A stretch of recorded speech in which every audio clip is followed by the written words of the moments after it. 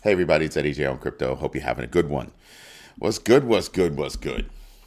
So Bloomberg, the analysts over at Bloomberg, what is it? I think it's Seifert and Balkunis. Great guys, great research they're on top of their game. And they're saying that there's a 90% chance of a Litecoin ETF, and that'll probably be first. We've got a 75% chance of a Bitcoin, not a Bitcoin, of a Dogecoin ETF, a 70% chance for a Solana ETF, and a 65% chance of an XRP ETF. All of it very interesting. Remember, a lot of this is because of, you know, just interest in the space. Again, my problem with all of this is that they're single standalone ETFs as opposed to a mixed bag of ETFs. And I think that you've got to get out there first with the solos. Then eventually the solos will make way to the bags of ETFs that are out there. Like there are different reasons why you'd buy Dogecoin versus, let's say, Solana or XRP or even Cardano, which got filed for late yesterday. They got their 19.4B in. That could be interesting. That was by Grayscale. And that's very interesting. That filing caused Grayscale to go up about 12%. Caused Cardano to go up about 12%. I'm telling you, Cardano's got a lot of things going on and people aren't realizing it. It's the most decentralized coin on the planet. It is scarce, just like Bitcoin. It's got a finite supply. They've got a huge development platform. They're cutting deals. I think Cardano is going to make serious waves. Serious waves. When that one hits, that's going to be big. That's why I keep saying, there's a difference between development of a meme coin and development of real applications. Development of real applications are happening on Ethereum. They're happening on other platforms like a Cardano. Just saying, you're going to see changes happening. You're going to see changes. Then we've got the Thai SEC launching a decentralized ledger technology. Don't know which one yet. A trading system to handle securities. And I'm sitting back. I'm kind of like, yeah, I likey. I likey. And one of the things that they're also working on is a government-backed Thai stablecoin. Now, do you hear the difference in what they're saying?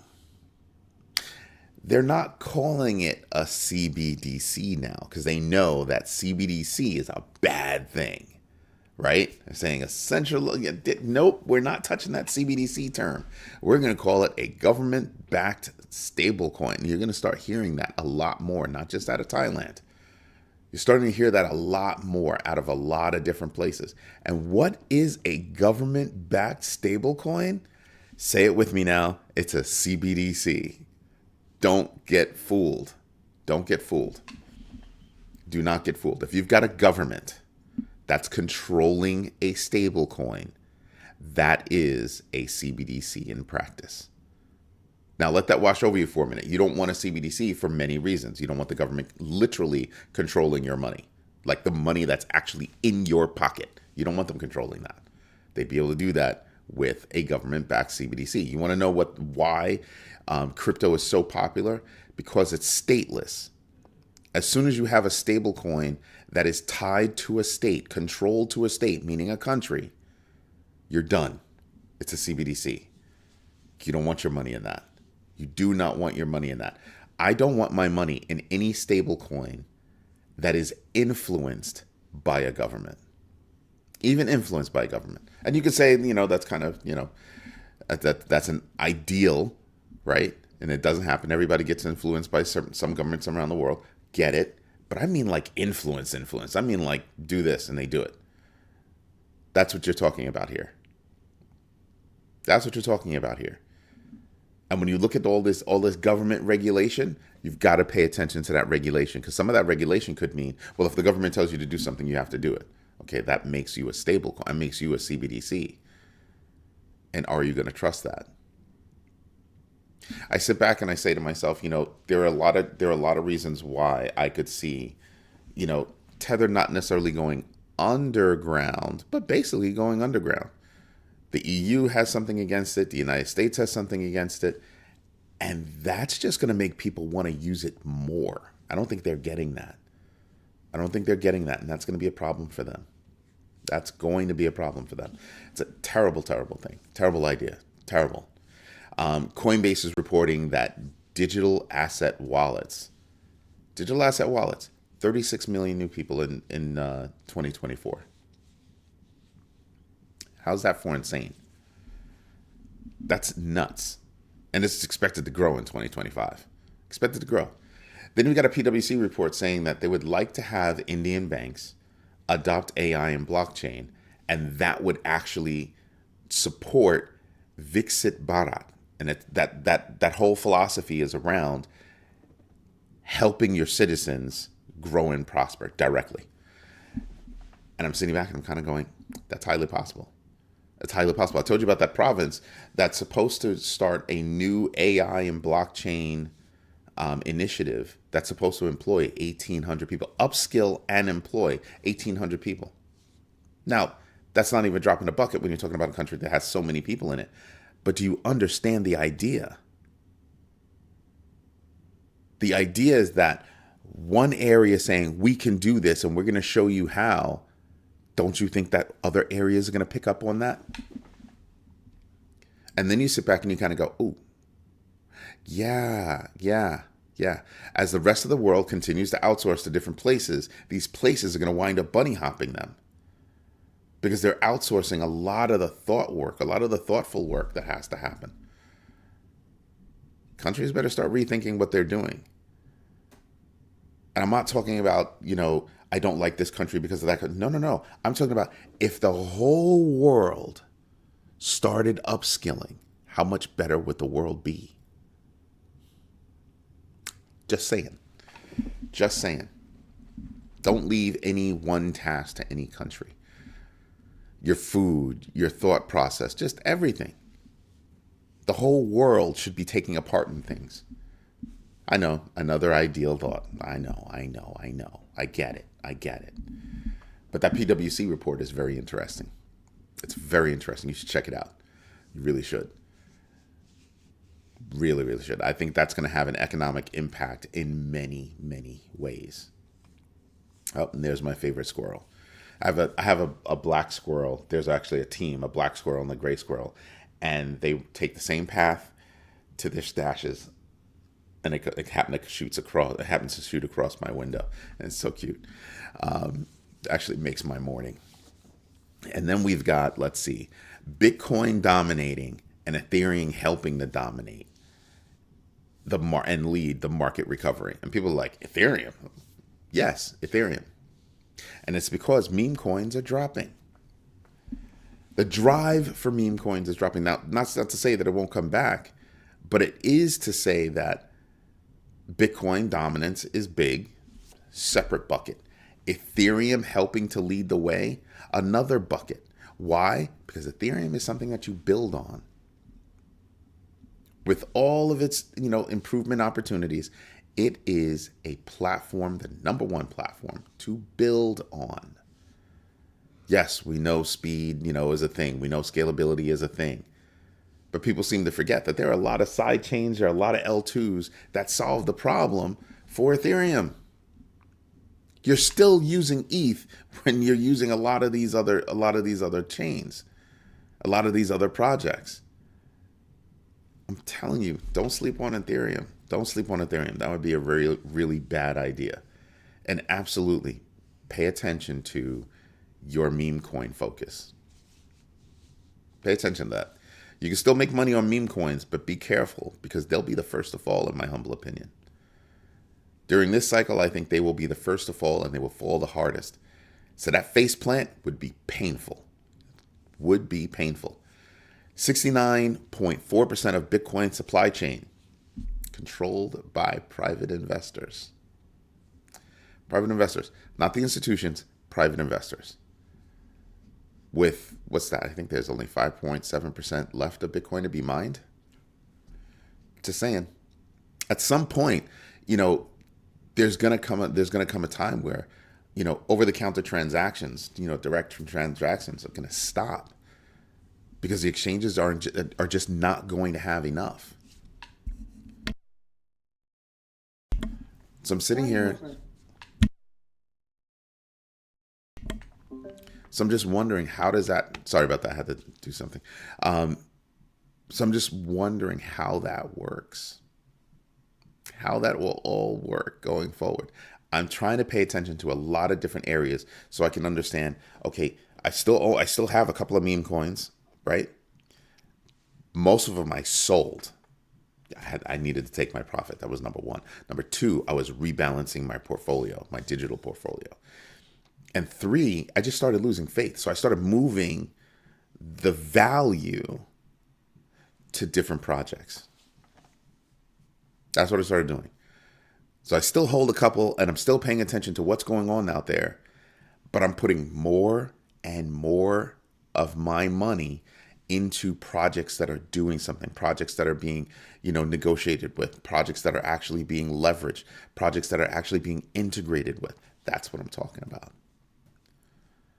So yeah, Cardano's one, XRP. Like I'm telling you, it's the ones that I deem to be connective tissue are the ones that I'm putting my money into. Chainlink, those are the ones that are winning my dollar. And hopefully sooner or later, I just won't be making dollars. I'll get paid in, digital assets.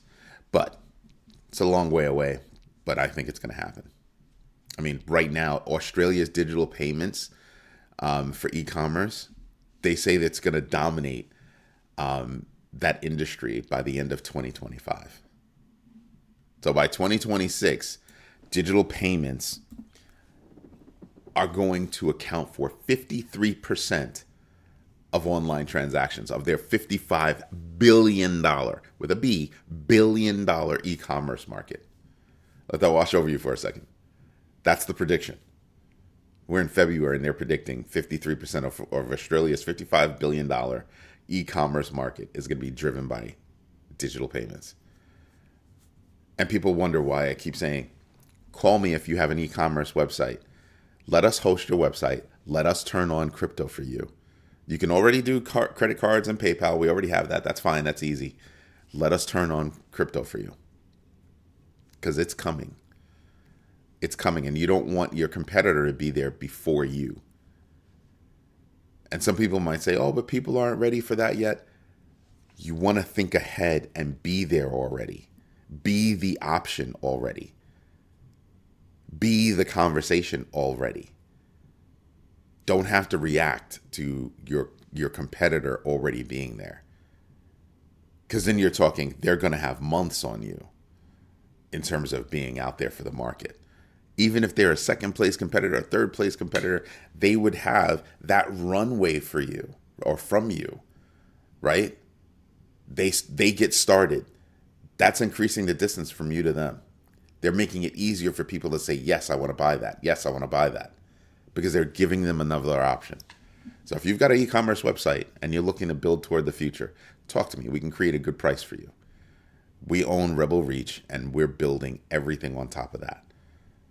Even on growmybag.tv/sign up, when you sign up to be a bagger or a big bagger, you can pay in crypto. You can pay in crypto. Just saying.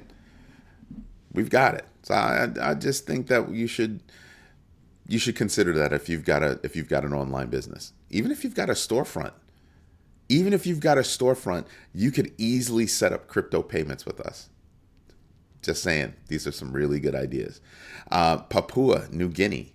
So wait a minute. To finish off Australia, they're also working on they're exploring a digital version of their dollar. A CBDC. That's what that means. I told you, when you start looking at these articles, they're going to describe a CBDC to you. They just won't use the term. You're going to have to identify it and say, oh, that's a CBDC. That's a CBDC. I don't know about that. Yeah.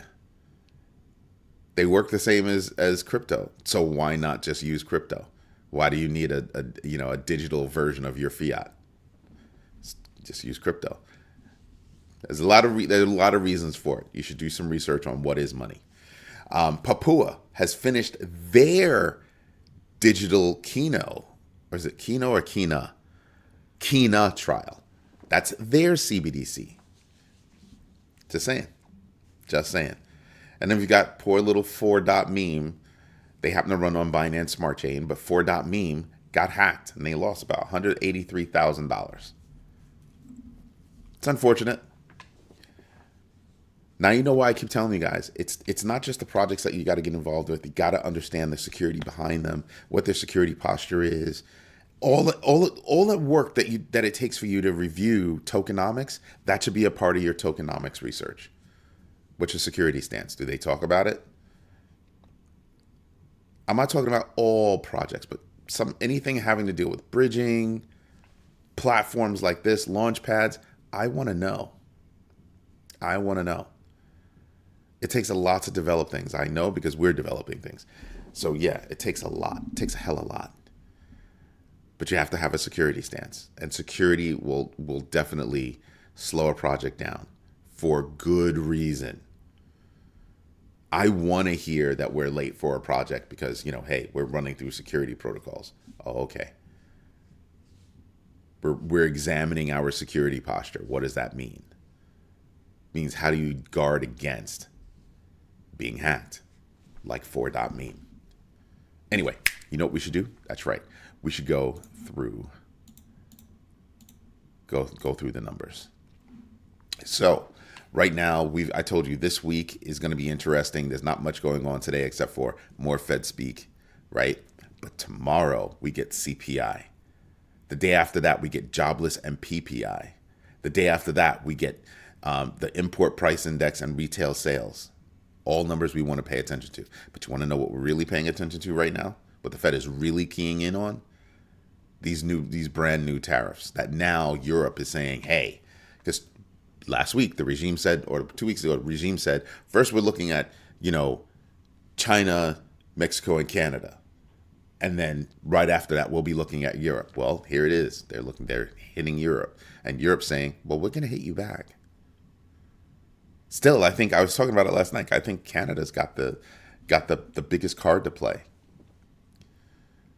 3 states get power from Canada. That would be crippling if Canada woke up and said, nah, we're done. Turn that off. What's it feel? How's it feel to be living in the dark ages? That's for real. That is for real.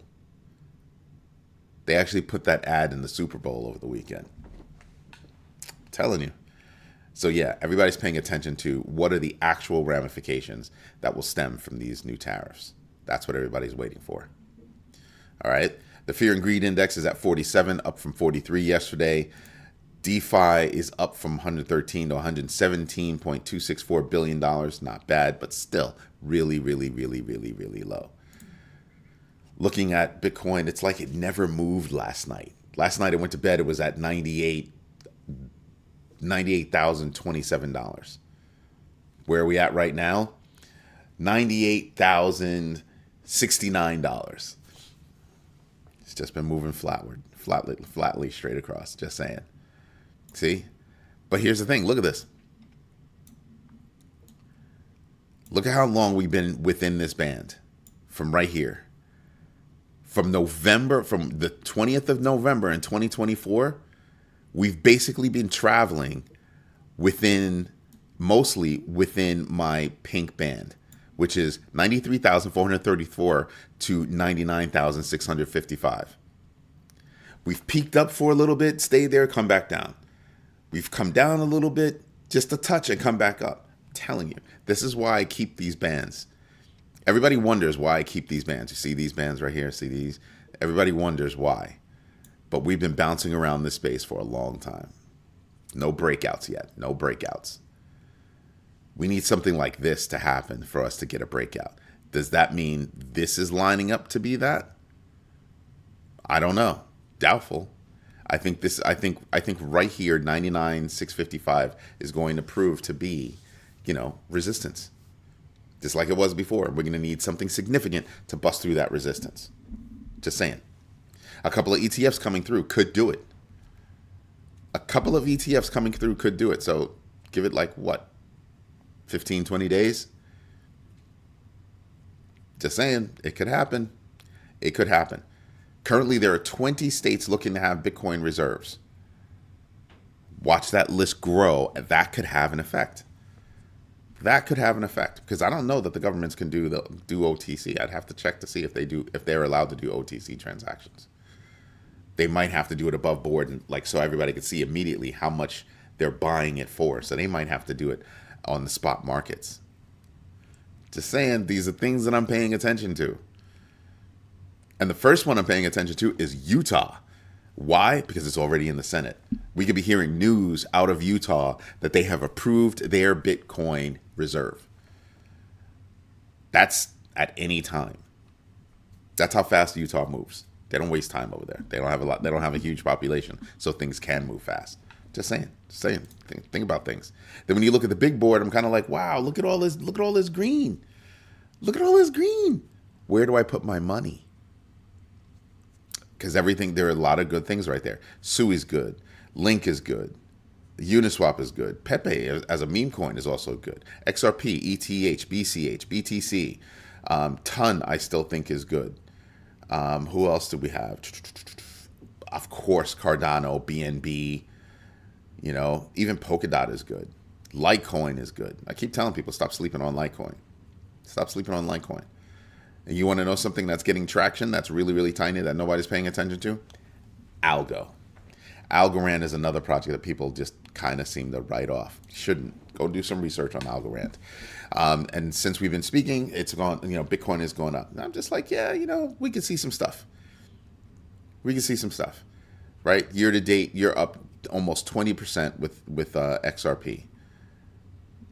Nobody else is even close. Look at that. Even Stellar is not close at 7%. Still, 7% is respectable, right? Nobody's there. Litecoin is there, 21.56%. Look at that. The number one, 26.56%, because Litecoin is probably going to be the first one to get an ETF. That's why it's popping. BitGet token, I don't know why, but it's been stable and it's been moving. 7.72% upswing. But then I start looking at the GMB crypto tracker. Why? The reason, let's go look at the losers first, right? And the reason why I look at the losers is because the loser list only goes up to here. Because remember, after 5%, I don't pay attention. Meme coin Dog is up down 6.88%. I wouldn't touch it. It's got GMB X factor of 2.16. Do I think it's going to do anything? I have never had interest in it. A lot of people are talking about this particular project. I have zero interest in this project. It's down 10.48%. It's got a 7.16 GMBX factor. Yeah. I don't like how they advertise. I just don't like anything about this coin. And I could be wrong. I could absolutely be wrong. But I don't have a slot for it, and I'm not going to make a slot for it. That's right. I said it out loud. Let's take a look at the winners. If you're looking at the winners, wow. I've never heard about this. AI Rig Complex, up 53%. GMBX factor of 1.0. Never heard of it, though. Never heard of it. I'd have to do some research on them. AI 16Z, which is really Elisa OS, up 34% with GMBX factor of 3.28. They're moving in big swings. This one is moving in big swings. So you can, even if they don't make their GMBX factor, it could be worthwhile doing some research to understand its rhythm, because maybe you make some money off of that. Pancake Swap up 22.19%, GMBX factor of 20.55. No, I don't think they're going to make it, but I think it can definitely give you some X movement over there. Helium, HNT up 21%, GMBX factor 12.32. It would be a stretch for me. I think it would be a stretch for them to get back to it, because they started out so high, right? Is it possible? Sure, but the probability, no, right? That's what I'm thinking. Radium is up 15.15%, GMBX factor 2.0. Yes, I think they could do it. Caspa moved about 14.63%, GMBX factor of 1.01. Do I think they can do it? Abso-freaking-schmootly. Absolutely. Cardano, look at this, because there's nobody else over here I'm paying attention to. Cardano up 14%, GMBX factor 2.86. Absolutely. There's no doubt. I have no doubt in Cardano surpassing that GMBX factor for sure. SNEC is doing well, up 13.42%, GMBX factor of 0.83. SNEC is one that you should be paying attention to, and guess what? It's moving, and I definitely think they're going to hit that X factor. They will hit that for sure. Remember, your GMBX factor is a goal. It is a goal. It's the numeric value of a goal that you want to hit, them getting back to their all-time high. That's the goal. It gives you a clear picture of whether or not, just how far do they have to make that goal. Just saying, pay attention to these things. I see a lot of news about this one. I know nothing about it. So moving on, Virtuals up 12%, has a GMBX factor of 2.73.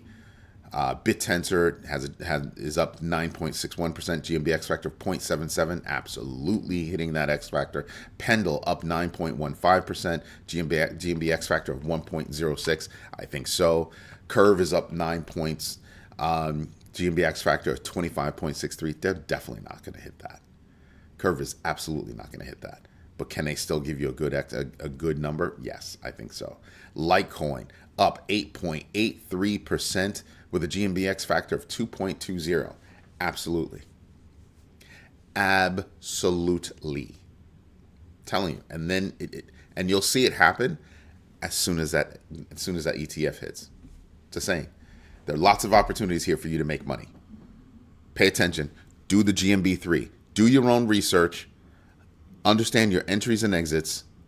Know your entries and exits. And absolutely invest deliberately. You have to do them in that order. You can't go willy-nilly all over the place. No, you have to do them in that order. You have to research first, know your entries and exits second, and invest absolutely deliberately third. It's a process. And it doesn't just go for Bitcoin. It doesn't just go for crypto. It can go for just about any business transaction that you're involved in. Apply the GMB3.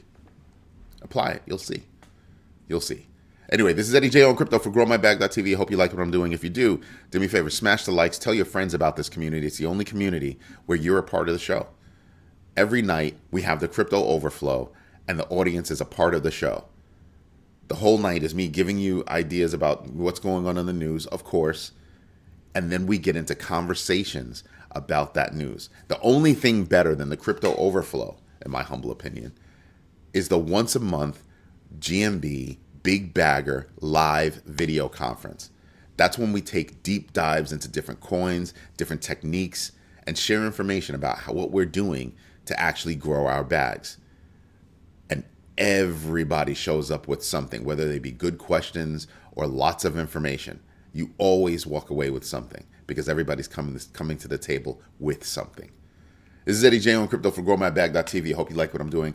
Thank you for your time. Thank you for your patience. And most of all, thank you for your trust. Everybody, have a great day. Bye-bye.